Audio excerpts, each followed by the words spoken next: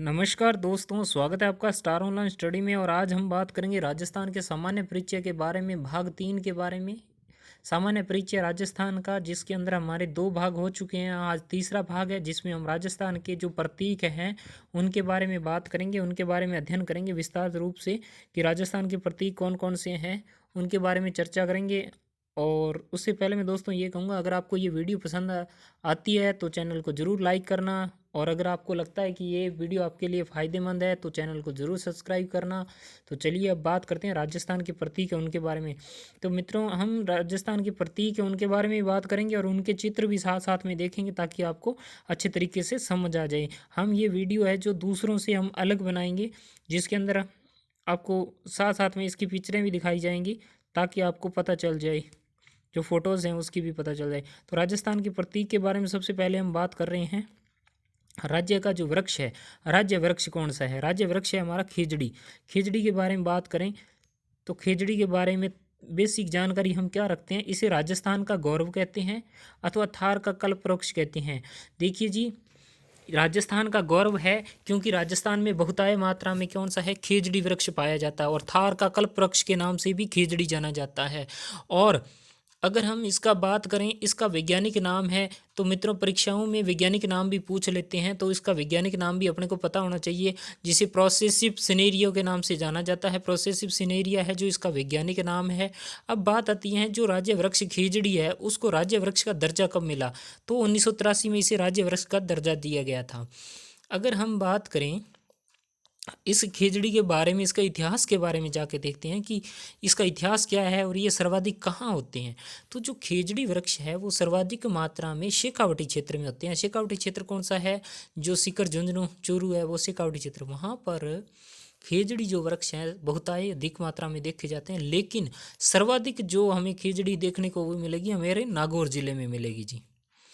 उसके बाद अगर हम बात करें, खेजड़ी की कहीं कहीं पूजा भी होती है। तो पूजा कब होती है?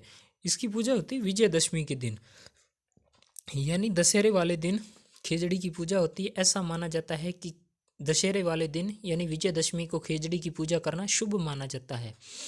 और खेजड़ी का जो वृक्ष है उस वृक्ष के नीचे गोगा जी व जुझार बाबा जी का थान या मंदिर बना हुआ है, बनते हैं। यानी गोगा जी का जितने भी थान या मंदिर होंगे वो खेजड़ी वृक्ष के नीचे ही होंगे। ये गोगा जी के जो मंदिरों की विशेषता है कि वो हमेशा खेजड़ी के वृक्ष के नीचे ही होंगे। अगर हम बात करें, खेजड़ी को पंजाबी व हरियाणवी भाषा में जांटी कहते हैं। अगर हम सीधी भाषा में स्थानीय या पंजाबी भाषा में बोले या हरियाणवी भाषा में जंडी कहते हैं। जंडी या जांटी एक ही बात है जी। और तमिल भाषा में इसे क्या कहा जाता है? खेजड़ी को बोला जाता है पेमिया, पेमिया बोला जाता है। कन्नड़ भाषा में इसे बन्ना बन्नी बोला जाता है। और सिंधी भाषा में इसे कहा जाता है थोकड़ा, थोकड़ा कहा जाता है। अब हम बात कर रहे हैं कि एक जो संप्रदाय बहुत फेमस है, यानी पर्यावरण रक्षा के लिए जाना जाता है जिस संप्रदाय का, वो है बिश्नोई संप्रदाय। वो इस वृक्ष को शम्मी कहते हैं। यानी ये सारे के सारे जो नाम है वो किसके नाम है? वो खेजड़ी के नाम है। तो मित्रों, आपको ये नाम याद रखने हैं कि किस वृक्ष को क्या नाम से बुलाते हैं। तो राजस्थान का ये जो राज्य वृक्ष है ये साधारण नहीं है। हमने राज्य वृक्ष रखा है, इसके बारे में अपने डिटेल से जानकारी लेंगे। अगर हम देखते हैं, हम जैसे किताबों में पढ़ते हैं तो किताबों में थोड़ा बहुत लिखा होता है, ठीक है, आपका राजस्थान का राज्य वृक्ष क्या है? खेजड़ी। हम उतना ही पढ़ के छोड़ देते हैं, लेकिन हम इसके गहराई में जाके पढ़ेंगे कि इससे क्या क्या फ़ायदे हैं, कैसे हैं उनके बारे में। ये परीक्षा की दृष्टि से भी महत्वपूर्ण है। यह मत समझना कि ये परीक्षा में पूछे नहीं जाएंगे, बिल्कुल पूछे जाएंगे। ये नाम भी पूछ सकते हैं जी, और इससे संबंधित जो इसके फल सब्जी वगैरह आता है उसके बारे में पूछ सकते हैं। अगर हम बात करें कि जो खेजड़ी की हरी फली, यानी जो उसकी फलियां लगती हैं उसे क्या बोला जाता है? उसे सांगरी बोला जाता है। जब ये सूख जाती है, यानी जब ये सूख जाती है और उसकी मोटाई हो जाती है तो सूखी फली को बोला जाता है खोखा, यानी सांगरी होती है जब वो कच्ची होती है, और जब वो पक जाती है तो उसे खोखा बोला जाता है। तो सांगरी की सब्जी बहुत स्वादिष्ट सब्जी होती है जी, राजस्थान की देसी सब्जी होती है। किसी ने खाई हो तो कमेंट जरूर करना जी। आगे हम बात करें इसकी पत्तियां, जो इसकी पत्तियां होती हैं उसे चारा या लूम कहा जाता है। देखिए जी, इसकी जो पत्तियां होती हैं, आगे हम इसकी फ़ोटो भी बताएंगे कि इसकी जो खेजड़ी की जो पत्तियां होती हैं, जो इसके पत्ते होते हैं वो बिल्कुल छोटे छोटे होते हैं, और इसकी पत्तियों को चारे के लिए प्रयोग किया जाता है जिसे लूम कहा जाता है। देखिए जी, ये लूम के बारे में कॉलेज लेक्चरर तक पूछा गया है जी। इसे साधारण मत समझना कि ये कौन पूछता है, बिल्कुल पूछते हैं जी।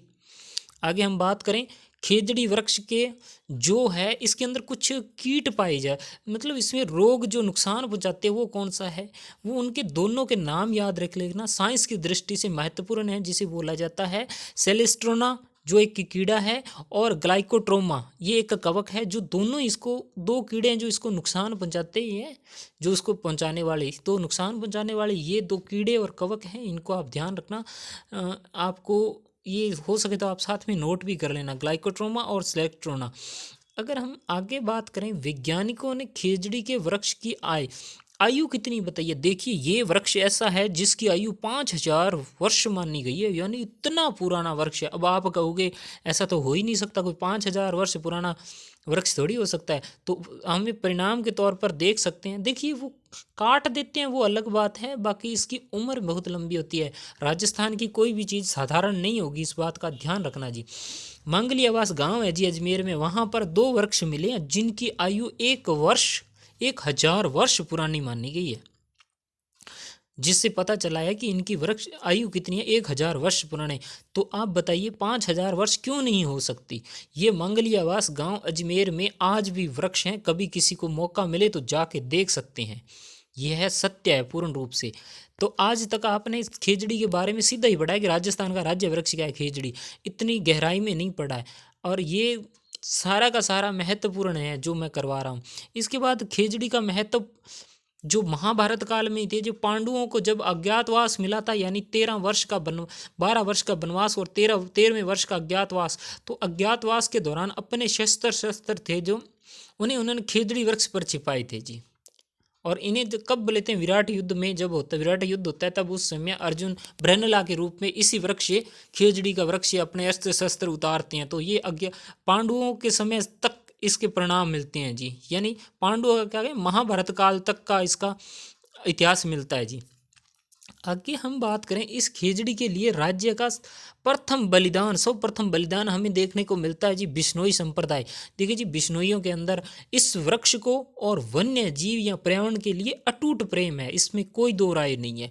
जिस संप्रदाय की दो चीज अच्छी है उसे स्वीकार कीजिए, भले ही वो किसी भी संप्रदाय के अंदर आती हो। तो बिश्नोइयों के लिए मैं यही बात कहूँगी, दिल से सलूट है जी इस संप्रदाय को, जिन्होंने पर्यावरण के लिए अपने प्राणों तक का बलिदान दे दिया है। अमृता देवी जी ने 1730 में सर्वप्रथम बलिदान दिया था। अमृता देवी के द्वारा यह बलिदान भाद्रपद यानी भाद्रपद शुक्ल दशमी को जोधपुर के खेजड़ली गांव में 363 लोगों के साथ किया गया था। देखिए, ऐसा आपको उदाहरण कहीं नहीं मिलेगा राजस्थान के अलावा देखने को, कि जहां पर एक वर्ग को बचाने के लिए लोगों ने अपनी जान की भी परवाह नहीं की। तो राजस्थान के बारे में जितना जानोगे उतना ही आपको अजीब लगेगा, और ऐसे आपका मन करेगा कि राजस्थान के बारे में और जाने। तो आगे हम बात करें, इस बलिदान के साथ में जोधपुर के जो शासक हैं अभय सिंह थे, उस समय 1730 में शासक कौन थे, अभय सिंह थे। अभय सिंह के आदेश पर गिरधर दास के द्वारा 363 लोगों की हत्या करवा दी गई थी। देखिए जी, ये राजा थे मारवाड़ के, और इन्होंने आदेश दे दिया था कि अगर वो उस वृक्षों से नहीं हटते हैं तो उन्हें काट दिया जाए, तो और इन्हें उनकी हत्या करवा दी गई थी जी।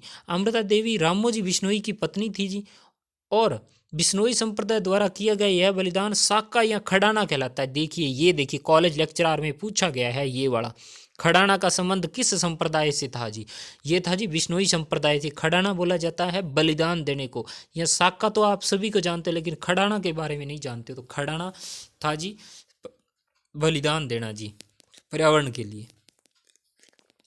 आगे हम बात कर रहे हैं, 12 सितंबर को प्रत्येक वर्ष खेजड़ी दिवस के रूप में मनाया जाता है। शायद ही विश्व के अंदर आपको बिरले ही ऐसे उदाहरण मिले जो किसी वृक्ष के लिए दिन निर्धारित हो, लेकिन हमारे राजस्थान के अंदर, भारतवर्ष के अंदर खेजड़ी का इतना महत्व है कि 12 सितंबर को प्रत्येक वर्ष खेजड़ी दिवस के रूप में मनाया जाता है। अगर किसी का जन्मदिन 12 सितंबर को है तो वो मान लीजिए कि वो खेजड़ी दिवस के रूप में अपना जन्मदिन मनाता है, ये बात ध्यान रखना जी। प्रथम खेजड़ली दिवस हम देखते हैं 12 सितंबर 1978 को मनाना हमने शुरू किया था। तो ये जो खिचड़ी दिवस मनाना प्रारंभ किया था, इसका भावार्थ यही था कि हम इस बलिदान को, इस वृक्ष को आगे लोगों तक इसके इतिहास को पहुंचाएं और इसकी महत्वता के बारे में बताएं। देखिए, एक छपनिया काल पड़ा था। छपनिया काल के अंदर जब भोजन दूर दूर तक अनाज खत्म हो गया था, तो इसी वृक्ष की छाल उतार कर लोगों ने पीस के खाई थी, छपनिया काल। अब आपने कमेंट करके बताना छपनिया काल कौन सी ईस्वी को पड़ा था जी, वो आपने कमेंट करके बताना है जी। राजस्थान में भयंकर अकाल था जी, पशु पक्षी जानवर इंसान सब मर रहे थे जी। आगे हम बात कर रहे हैं वन्य संरक्षण के लिए दिए जाने वाला सर्वश्रेष्ठ पुरस्कार, यानी वन्य जीवों को बचाने के लिए दिए जाने वाला पुरस्कार है अमृता देवी वन्य जीव पुरस्कार। ये दिया जाता है और इस पुरस्कार को शुरुआत 1994 में की गई थी। तो 1994 में इसकी शुरुआत हुई अमृता देवी वन्य जीव पुरस्कार की।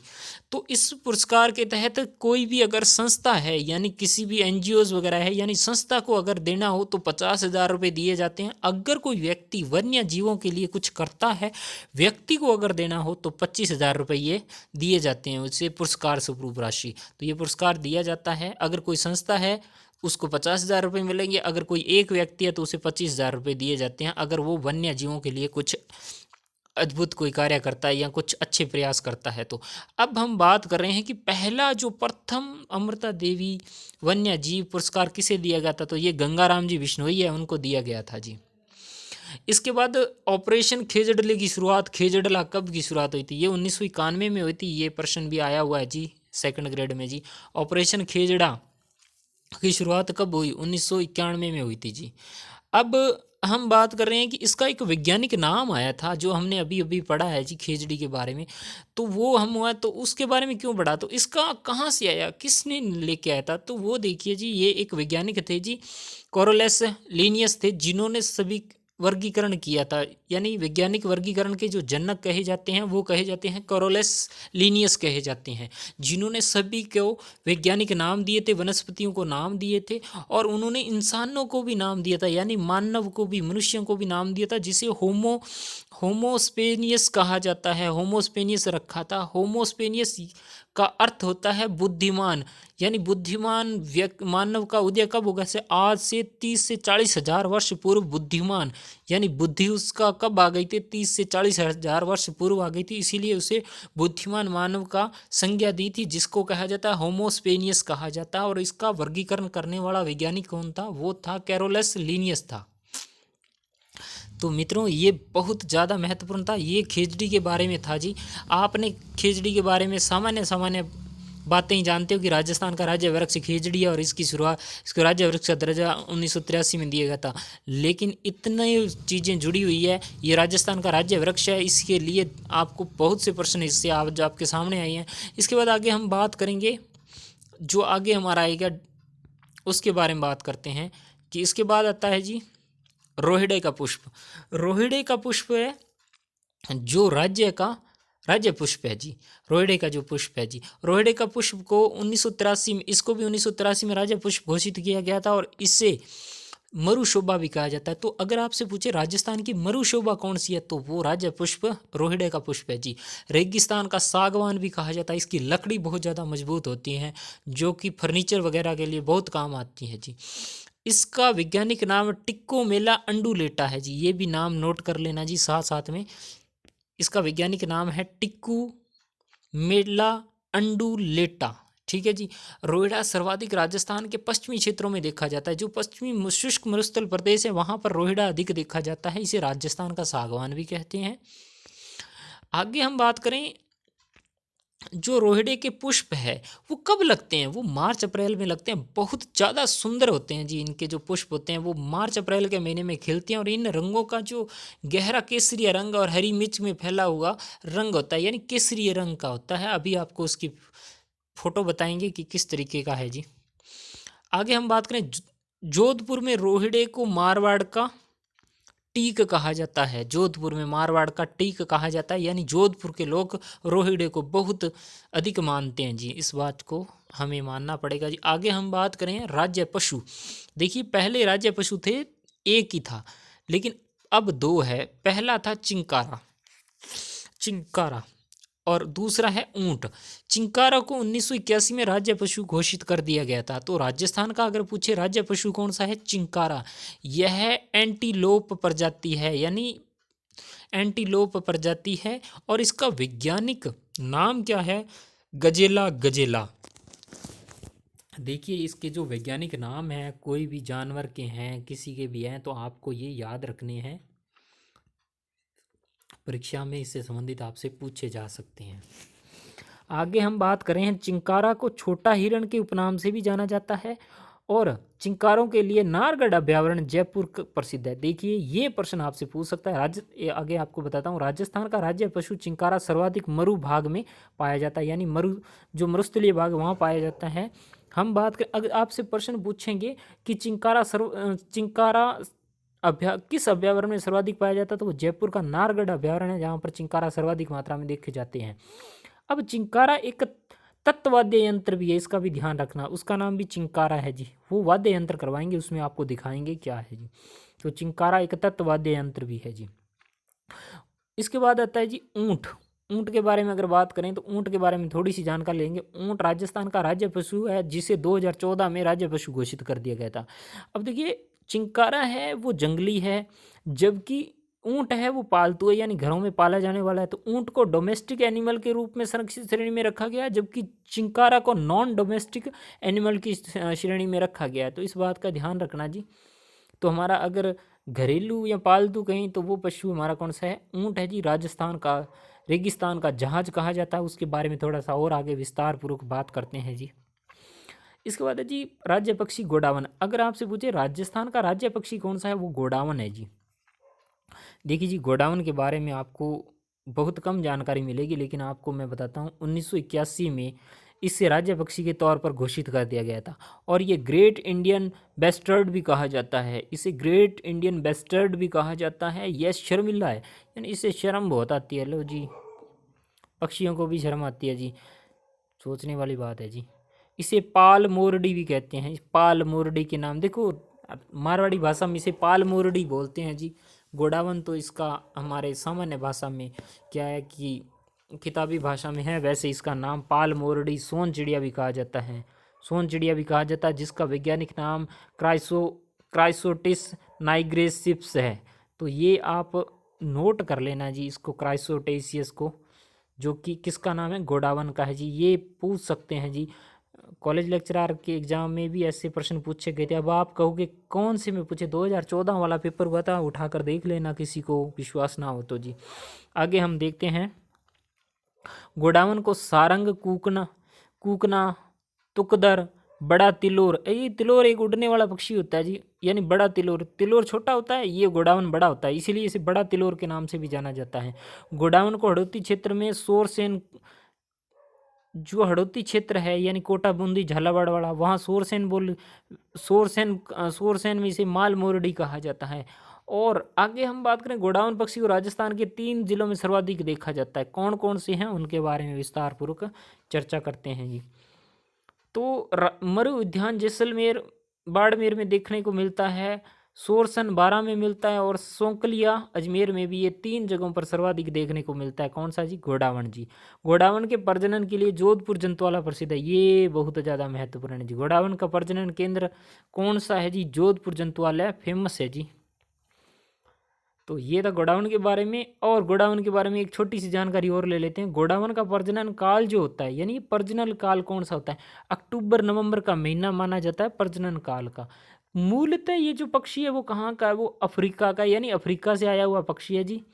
और इसका जो ऊपरी भाग होता है वो रंग नीला होता है, यानी ऊपर पंख वगैरह इसके नीले होते हैं, और इसकी ऊंचाई 4 फुट होती है जी, काफ़ी बड़ा होता है ये, 4 फुट होती है। इसका प्रिय भोजन क्या होता है, मूंगफली पे तारा मीरा होता है जी, ये मूंगफली खाना पसंद करता है जी, देख लो जी। गोडाउन को राजस्थान के अलावा गुजरात में भी देखा जाता है। तो ये गोडाउन से संबंधित जानकारी थी जी, जिसके बारे में अपने चर्चा की है जी। और इसके बाद आता है जी राजस्थान का राज्य गीत। राज्य गीत कौन सा है राजस्थान का, केसरिया बालम आओ नी पधारो नी मारे देश, केसरिया बालम। तो केसरिया बालम है जो राजस्थान का राज्य गीत है, ये एक स्वागत गीत है, और इसे मांड गायकी के अंदर गाया जाता है जी। ये राजस्थान, अगर आप सुनोगे ना आपकी रूह कांप जाएगी, इस तरीके का गीत है ये केसरिया बालम। अगर आपको समझ आता है तो जी, केसरिया बालम आओ नी पधारो नी मारे देश जी। तो इसके बारे में थोड़ी सी चर्चा कर लेते हैं। इस गीत का सर्वप्रथम उदयपुर की मांगी बाई ने गाया था। देखिए जी, मांगी बाई है, उसने उदयपुर की थी, उसने सर्वप्रथम द्वारा गाया गया था। और इस गीत को अंतर्राष्ट्रीय स्तर पर किसी ने पहचान दिलाई है तो वो बीकानेर की अल्लाह जिलाई बाई है, जिसने अंतर्राष्ट्रीय स्तर पर लेके गई है जी। अल्लाह जिलाई है जी। अल्लाह जिलाई राज्य की मरु कोकिला। देखिए यहाँ से एक प्रश्न और में, राजस्थान की मरु कोकिला कौन है? अल्लाह जिलाई बाई है, तो मरु कोकिला है। और इस गीत को किस किस में गाया जाता है? मांड गायकी में गाया जाता है। ये गायन की एक शैली होती है, मांड, उसमें गाया जाता है। तो ये देखो जी, राजस्थान का जो राज्य गीत है वो केसरिया बालम पधारो नी मारे देश, उसमें गाया जाता है। इसके बाद राजस्थान का राज्य नृत्य है। राजस्थान का राज्य नृत्य कौन सा है? वो है घूमर। देखिए जी, घूमर, घूमर केवल महिलाओं द्वारा किए जाने वाला नृत्य है और राज्य के नृत्यों में का सिरमौर है। यानी केवल और केवल जो घूमर है, ये धूमर लिखता, माफ कीजिए, घूमर है जी। घूमर जो है केवल और केवल महिलाओं द्वारा किया जाता है, लेकिन भीलों के अंदर भी एक घूमर किया जाता है जिसमें पुरुष भी शामिल होते हैं। इस बात का ध्यान रखना जी। लेकिन आपसे अगर पूछे कि आपसे पूछे कि घूमर निम्नलिखित में से किसका नृत्य है, तो आप महिलाओं का ही करके आना है जी। इस बात का ध्यान रखना जी। तो इसे नृत्यों का सिरमौर कहा जाता है। यानी सिरमौर होता है मुकुट, यानी जो जितने भी नृत्य हैं उनका मुकुट है ये राजस्थान का जो घूमर है वो। और राजस्थान की नृत्यों की आत्मा कहा जाता है इसे। तो राजस्थान की नृत्यों की आत्मा अगर पूछे कौन सा नृत्य है, तो वो घूमर नृत्य है जी। इसके बाद है जी, राजस्थान का क्लासिकल डांस कौन सा है? शास्त्रीय नृत्य कौन सा है जी? तो राजस्थान का राज्य शास्त्रीय नृत्य है कथक।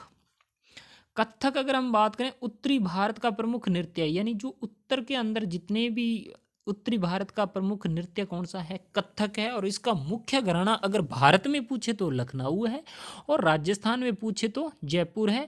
और कथक के जन्मदाता कौन है? भानुजी महाराज हैं, जयपुर में रहते हैं। ये भानुजी महाराज जो हैं वो कथक के जन्मदाता हैं, जो जयपुर के अंदर काफ़ी फेमस हैं और राजस्थान में भी फेमस हैं। अगर भारत में कथक का घराना पूछे तो लखनऊ, और राजस्थान में पूछे तो जयपुर है कथक का, राजस्थान का जो शास्त्रीय नृत्य है। तो इससे था। इसके आगे है जी राज्य खेल। तो राजस्थान का राज्य खेल कौन सा है? बास्केटबॉल जी, टोकरी वाला गेम है जी। 1948 में इसे राज्य खेल का दर्जा दिया गया था जी। तो ये भी ध्यान रखना है, राज्य खेल कौन सा है? बास्केटबॉल। छोटी छोटी भर्तियों में ऐसे प्रश्न बहुत पूछे जाते हैं, लेकिन हमें तैयार रहना है। अगर आप बड़ी भर्ती की तैयारी कर रहे हो तो छोटे प्रश्न पूछ के आपको उलझाया जा सकता है। तो अपना सारे का सारा याद रखना इस चीज़ को। तो ये थे राजस्थान के प्रतीक। अब क्या हुआ कि राजस्थान ने वन्य जीवों को संरक्षण देने के लिए एक नई नीति अपनाई, जो हमारा पूरे भारत के अंदर सबसे अलग थी। जिसको इन्होंने क्या किया कि कुछ प्रजातियां थी, इन्होंने जिलों के बाहर रख के उनको संरक्षण देने के लिए, उनको संरक्षण प्रदान कर लिया, उनकी पहचान बना दी, जिलों में पहचान बना दी। वो कैसे बना दी उनके बारे में देखें। उन्हें शुभंकर की संज्ञा दे दी। हर जिले को अब किसी ना किसी वन्य जीव पशु पक्षी के नाम से जाना जाएगा। यानी कि हर प्रत्येक जिले का एक पशु या पक्षी होगा जिसका उसी से पहचान होगी, और उस जिले की जिम्मेदारी होगी कि वह अपने जिला स्तरीय वन्य जीव को बचाने के लिए संरक्षित दिशा में काम करे। यानी उसका कर्तव्य होगा कि वो अपने जो उसे वन्य जीव जो उसकी हिस्से में आया उसको बचाए, कैसे, उसके लिए क्या करे बेहतर। तो ये एक सरकार का बहुत अच्छा प्रयास था जी, वन्य जीवों को बचाने के लिए। हम पूरे भारत से अलग हैं। हमने दूसरी सरकारें बातें करती हैं, लेकिन हमारी सरकार ने क्या किया, आगे चल के इसको और अच्छे तरीके से संरक्षण प्रदान किया। तो आगे हम देखते हैं, इनके बारे में थोड़ा सा और चर्चा कर लेते हैं कि सरकारी कागजों में भी वन्य जीवों को लोगो तैयार होंगे और जिनका इस्तेमाल किया जाएगा, और वन्य जीवों का अधिक से अधिक प्रचार प्रसार होगा ताकि लोगों तक इनके बारे में जानकारी मिल सके। अब हम जिलेवार शुभंकरों के बारे में बात करेंगे। शुभंकर कौन कौन से हैं? अगर हम बात करें जिलेवार शुभंकरों की शुरुआत पूछें तो शुरुआत होगी 2015 में शुरुआत हुई थी जी। राजस्थान सरकार ने प्रत्येक जिले को एक वन्य जीव घोषित किया गया था, यानी प्रत्येक जिले को एक वन्य जीव दे दिया था। राजस्थान ऐसा पहला राज्य है जिसने वन्य जीवों के लिए अपने अनुसार जिलों का मस्टक तय कर दिया था, और अपने आप में एक नया प्रयोग था। जो अभी तक प्रदेश से राज्य स्तर का पशु या पक्षी के नाम से जाने जाते थे, वह संरक्षण प्रदान कर उन्हें सरकारें काम करती रही हैं, लेकिन हमने एक नए तौर पर प्रयोग किया और हमने 33 प्रजातियों को संरक्षण प्रदान संरक्षित करने की मदद करने का प्रयास किया था। और कौन कौन सी है उनके बारे में बात करें। इधर जिला होगा उसका शुभंकर होगा। और एक बात का ध्यान रखना, जो जिला होगा उसमें वो चीज़ पाई जाएगी। अब ऐसे नहीं है हमें जिला दे दे गंगानगर या बीकानेर, वहाँ बाघ दे दे, वहाँ तो बाघ कहाँ से होंगे। जहाँ चीज़ जो पाई जाती अधिक है उसे उसी में ही रखा गया है, तो इस बात का ध्यान रखना जी। तो अजमेर का जो शुभंकर है वो खड़मोर है, अलवर का सांबर है। अजमेर में खड़मोर है, अलवर में सांबर है, इस बात का ध्यान रखना ये। और उसके बाद में बांसवाड़ा में जल पीपी है, जल में पीपी है। बांस बांस तो जल में उगता है, इसीलिए जल पीपी है। 12 12 12 12 करते मगर हो गए, यानी मगर है 12 में मगर है। भरतपुर का केवला देव राष्ट्रीय उद्यान सारस के लिए जाना जाता है, इसीलिए हमने क्या किया, भरतपुर में सारस रख दिया और भीलवाड़ा में मोर रख दिया। भीलवाड़ा में मोर रख दिया तो बीकानेर में हमने रख दिया बट तीतर, क्योंकि ये मरु प्रदेश की श्रेणी में आता है, तो इसी हमने ये बट तीतर रख दिया। बूंदी में हमने सुरखाब, बूंदी सूख गई इसीलिए हमने सुरखाब रख दिया। चित्तौड़गढ़ नाम से चित्तौड़, और देखो ये चित्तौड़ में 2 मात्राएं आ रही हैं और इसमें भी चौसिंगा में भी 2 मात्राएं आ रही है। देखिए जी, चित्तौड़ का चौसिंगा, ये शुभंकर आपको याद करने हैं जी, आपको ध्यान में रखने हैं, ताकि परीक्षा में अगर आपके आगे आ जाएं तो आप कर सको। चूरू के लिए काला हिरण है, तो दौसा के लिए खरगोश है। दौसा छोटा होता है इसीलिए छोटा दे दिया, खरगोश दे दिया। धौलपुर, धौलपुर में पचीरा है या पंछीरा बोला जाता है, जिसे इंडियन स्क्रीमर बोला जाता है। डूंगरपुर में जंगली धोक है। हनुमानगढ़ में छोटी किलकिला है। हनुमानगढ़ छोटा है इसीलिए छोटी किलकिला लगा दी, किलकिल करता है हनुमानगढ़, तो छोटी किलकिला हो गया। आगे हम बात कर रहे हैं झुंझुनू। झुंझुनू में काला तितर है, जयपुर में चीतल है, जैसलमेर में गोडावन है, जालोर में भालू है। झुंझुनू में काला तितर है तो जयपुर में चीतल है, जैसलमेर में गोडावन, तो गोडावन तो अधिक वहीं पाए जाते हैं। जालोर का भालू, जालोर से भालू आया, जालोर में भालू। और झालावाड़, झालावाड़ तो गागरोन में पाया जाता है, तो गागरोनी तोता, गागरोनी तोता जो बोलने वाला होता है जिसके कंधे लाल होते हैं जी, गागरोनी तोता। झालावाड़ के लिए गागरोनी तोता है जी। जोधपुर के बारे में कहा जाता है कि जोधपुर का कुर्जा गीत बहुत फेमस है, इसीलिए कुर्जा पक्षी को रखा गया है कुर्जा गीत। कुर्जा गीत कब गाया जाता है, जब विरह गीत है, किसी की याद आ रही हो तो कुर्जा गीत गाया जाता है जी। आगे है जी करौली, करौली में घड़ियाल है जी। करौली हमने कोल्ली और घड़े का संबंध रख दिया, करौली और घड़ियाल। कोटा से उद बिलाव, जब हमने कोटा को देखा तो उद बिलाव। और नागौर में राजहंस है। नागौर, नागौर में तो राजहंस है क्योंकि नागौर की पान मेथी विश्व प्रसिद्ध है जी। पाली से हमने तेंदुआ ले लिया, पाली, पाली पैसे पाली, तय से तेंदुआ, पाली में तेंदुआ आ गया जी, इस बात का ध्यान है, ये शुभंकर है जी। उसके बाद है जी राजसमंद, राजसमंद का भेड़िया, राजसमंद का भेड़िया। और प्रतापगढ़ में उड़न गिलहरी, प्रताप की उड़ती थी उड़न गिलहरी, प्रतापगढ़ में उड़न गिलहरी है। तो सवाई माधोपुर में बाघ है क्योंकि रणथंबोरा अभ्यारण्य वही है बाघ। और इसके बाद आता है जी श्री गंगानगर, श्री गंगानगर का है चिंकारा, क्योंकि राजस्थान का राज्य पशु है चिंकारा, तो श्री गंगानगर का भी है चिंकारा। सीकर में शाहीन है तो सिरोही में जंगली मुर्गा है, सीकर में शाहीन है तो सिरोही में जंगली मुर्गा है। आगे हम बात करें टोंक में, टोंक में हंस है तो उदयपुर में बिज्जू है, उदयपुर में बिज्जू है इसीलिए टोंक में हंस है जी। तो ये शुभंकर 33 जिलों के 33 शुभंकर है जिनके बारे में अपने बात की है जी, तो इनको आप ध्यान से देख लेना जी, इससे संबंधित है जी। आगे हम बात करेंगे, ये थोड़ा सा फोटो आई नहीं सही, ये खेजड़ी का वृक्ष है जी, इस तरीके से दिखाई दे रहा है जी खेजड़ी। ये खेजड़ी थोड़ा सा फोटो ढंग से नहीं आई है। खेजड़ी का वृक्ष है जी ये चारा है जिसे लूम बोला जाता है जी। ये थार के अंदर है जी खेजड़ी। ये सांगरी है जी, जिसे खोखा सूखने पर खोखा हो जाता है जी। ये देखिए जी, ये खेजड़ी को छंगा जा रहा है एक महिला के द्वारा जी।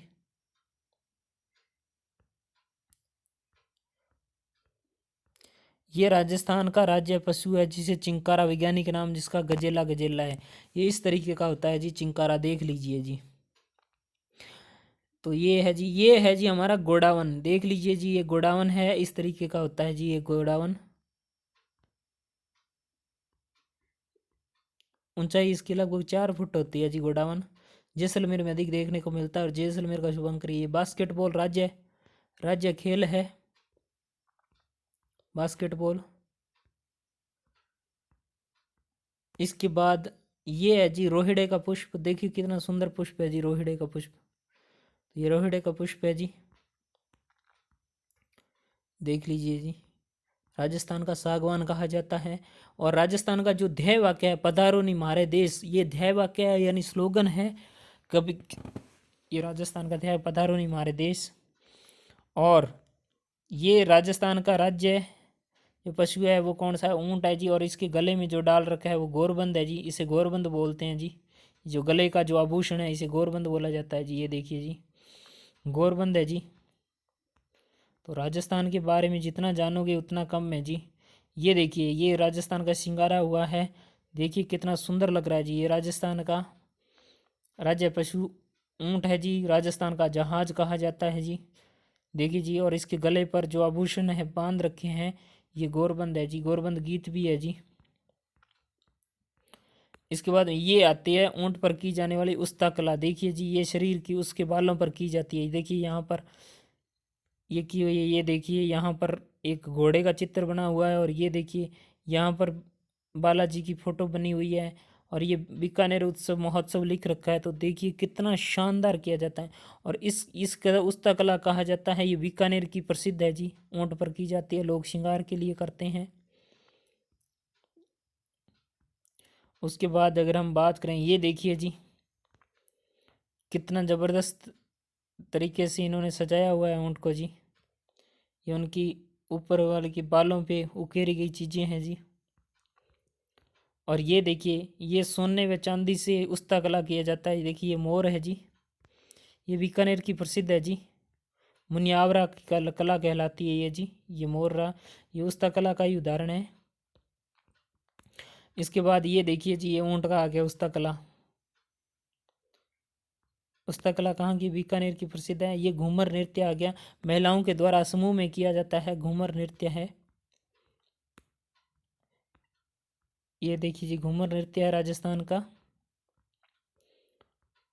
और ये भीलों का घूमर नृत्य है, जिसमें भील पुरुष है जो ढोल बजाते हैं, बीना बजाते हैं, और स्त्रियां करती हैं, ये घूमर नृत्य है, इनका ध्यान रखना जी। अब हम कुछ प्रश्न कर लेते हैं, अंतिम है जी। तो हमें पूरे वीडियो का रिवाइज हो जाएगी कि हमने क्या क्या पढ़ा था। तो हम देखते हैं, बात करते हैं राजस्थान के बारे में। राजस्थान का राज्य वृक्ष खेजड़ी है। राजस्थान का राज्य पक्षी कौन सा, गोडावन है। राजस्थान का राज्य पशु कौन सा है, चिंकारा और ऊँट है। राजस्थान का राज्य खेल कौन सा है, बास्केटबॉल है। राजस्थान का राज्य कल्प वृक्ष कौन सा कहलाता है, खेजड़ी कहलाता है। तो इसे रिकैप हो जाएगी जी एक बार, साथ साथ में आप भी बोलते रहिए ताकि आपको भी हो जाए। राजस्थान में सर्वाधिक पाए जाने वाला पशु कौन सा है जी, बकरियां राजस्थान में सर्वाधिक पाई जाती हैं। राजस्थान में सर्वाधिक पशुधन धन वाला जिला कौन सा है जी, डूंगरपुर है जी।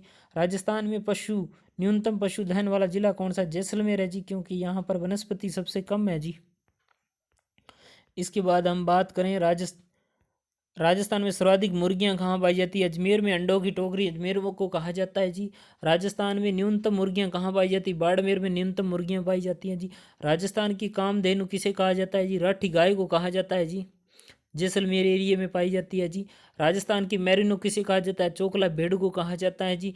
राजस्थान में सर्वाधिक दूध उत्पादन वाला जिला कौन सा है, जयपुर जिला है जी, दूध उत्पादन वाला जिला जी। उसके बाद गंगानगर हनुमानगढ़ आते हैं जी। उसके बाद राजस्थान में न्यूनतम दूध उत्पादन वाला जिला कौन सा है, बांसवाड़ा है जी। क्योंकि बांसवाड़ा के लोग कम रखते हैं जी पशुधन वगैरह। राजस्थान में सर्वाधिक ऊन उत्पादन वाला जिला कौन सा है? जोधपुर जिला है जी सर्वाधिक ऊन उत्पादन करने वाला जिला है जी। उसके बाद राजस्थान में न्यूनतम उत्पादन वाला जिला कौन सा है जी? झालावाड़ है। न्यूनतम ऊन उत्पादन यहाँ पर कम होता है वो झालावाड़ है जी। ऊन की कम उत्पादन होती है वो झालावाड़ है। एशिया में ऊन की सबसे बड़ी मंडी अगर देखी जाए, मंडी है जी, ये मंडी कहाँ पर है जी? बीकानेर में। एशिया की सबसे बड़ी ऊन मंडी कौन सी है? बीकानेर में है जी। राजस्थान का एकमात्र दुग्ध विज्ञान तकनीकी महाविद्यालय कहाँ पर है जी? उदयपुर में है जी। यानी टेक्नोलॉजी जो दूध से संबंधित विज्ञान तकनीकी से संबंधित महाविद्यालय वो कौन सा? उदयपुर में है जी। इसके बाद है जी राजस्थान का राज्य है पक्षी चिकित्सालय कहाँ पर है? जयपुर में है जी। पक्षियों के लिए हॉस्पिटल बना हुआ है जी, चिकित्सालय बना हुआ है जी। राजस्थान की सर्वाधिक क्षेत्र में बोई जाने वाली फसल कौन सी है? बाजरा है जी, सर्वाधिक मात्रा में पाया जाता है। बाजरे का भारत में प्रथम स्थान राजस्थान का है और विश्व के अंदर भी भारत का ही प्रथम स्थान है बाजरे का, इस बात का ध्यान रखना जी। भारत में सर्वाधिक बंजर व व्यर्थ भूमि किस जिले में पाई जाती है? जैसलमेर में है जी। वहाँ मैंने बताया यहाँ पर वनस्पति सबसे कम पाई जाती है। राजस्थान में सर्वाधिक सिंचाई किस माध्यम से होती है? राजस्थान में कुएं नलकूपों से होती है। नहरें कम हैं, नहरों के लिए गंगानगर व हनुमानगढ़ 2 ही जिले हैं, बाकी सभी जगह कुएं नलकूपों से होती है जी। कुएं नलकूपों में सर्वाधिक सिंचाई वाले जिले कौन से हैं? जयपुर है जी, सबसे अधिक कुएं नलकूपों से होती है जी, जयपुर जिला है वहाँ पर होती है जी। और हमारे अंतिम प्रश्न है जी कि नहरों में सर्वाधिक सिंचाई वाला जिला कौन सा है जी? गंगानगर है जी। पहले नंबर पर गंगानगर है, दूसरा हनुमानगढ़ है। तालाबों से सर्वाधिक सिंचाई वाला जिला कौन सा है जी? भीलवाड़ा है, तालाबों से सर्वाधिक की जाती है जी। तो ये 25 क्वेश्चन थे आपके, जिसमें आपने देखा सामान्य परिचय राजस्थान का पूरा हो गया है। नेक्स्ट वीडियो में राजस्थान के भौतिक प्रदेशों के बारे में बात करेंगे और आपका कोई भी प्रश्न हो तो आप कमेंट करके पूछ सकते हो। अगर आपको ये वीडियो अच्छी लगी तो प्लीज़ लाइक करना, शेयर करना, सब्सक्राइब करना और अपनी राय ज़रूर रखना कमेंट में। तो आपको वीडियो कैसी लगी ज़रूर बताना जी। मिलते हैं नेक्स्ट वीडियो में। जय हिंद, जय भारत।